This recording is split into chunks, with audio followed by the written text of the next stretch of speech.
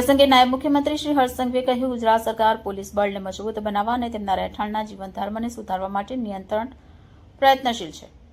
આ આવાસ પ્રકલ્પો પોલીસ કુટુંબના સુખદ અને સુરક્ષિત જીવનને ધ્યાનમાં રાખી તૈયાર કરવામાં આવ્યા છે। કુલ 75 કરોડ રૂપિયાના ખર્ચે તૈયાર થઈ રહેલા આ પ્રકલ્પોમાં પોલીસ કોન્સ્ટેબલથી લઈ એએસઆઈ સુધીના વિવિધ કક્ષાના પોલીસ કર્મચારી માટેના આવાસનો સમાવેશ થાય છે। આ ઉપરાંત આધુનિક સુવિધાઓથી લેવાયેલ અર્બન પોલીસ સ્ટેશન પણ બાંધકામ હેઠળ છે। નિગમ દ્વારા વિકસાવવામાં આવી રહેલ આ યોજનામાં પોલીસ કોમ્યુનિટી હોલની સામે જ આવાસ બનાવવામાં આવશે, જેથી પોલીસ કર્મચારીઓ અને તેમના કુટુંબીજનોને સામુદાયિક સુવિધાઓ સુલભ થઈ શકે। આ ખાતમુહૂર્ત અને ભૂમિપૂજનના સમારોહમાં નાયબ મુખ્યમંત્રી હર્ષ સંઘવી સાથે સાંસદ મુકેશભાઈ દલાલ, ધારાસભ્ય સંદીપ દેસાઈ તથા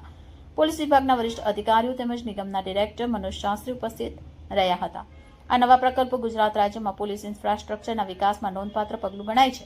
પોલીસ કર્મચારીઓને બહેતર રહેઠાણી સુવિધાઓ પૂરી પાડવાથી તેમનો મનોબળ વધારો થઈ તેમની કાર્યક્ષમતામાં વધારો થવાની અપેક્ષા છે। આ પ્રસંગે પોલીસ આવાસ નિગમના અધિકારીઓએ જણાવ્યું કે આ બધા પ્રકલ્પો નક્કી કરેલ સમયસર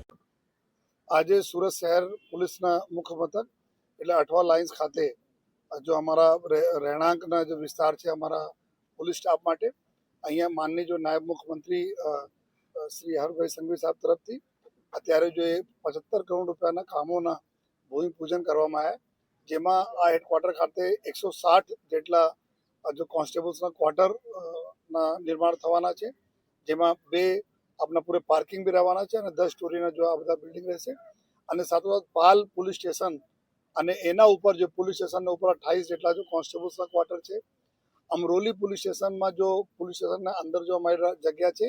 ત્યાં જો 24 જેટલા સબ ઇન્સ્પેક્ટર્સના ક્વાર્ટર છે જો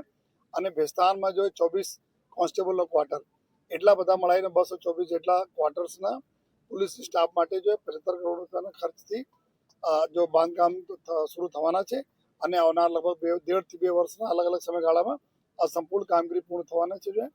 તો એના જ માનનીય નાયબ મુખ્યમંત્રી સાહેબ તરફથી એના ભૂમિપૂજન કરવામાં આવે અને આવનાર દિવસોમાં પર જો જે રીતે અત્યારે માસ્ટર પ્લાન બની રહ્યા છે કે સમગ્ર જો અમારા સ્ટાફ છે પોલીસ સ્ટાફ એના બધાને ક્વાર્ટર મળે આ દિશામાં બી જરૂરી કાર્યવાહી માટે જો નાયબ મુખ્યમંત્રી તરફ સૂચનાઓ પણ મળી છે, જેના ઉપર અમે કાર્યવાહી કરીએ છીએ।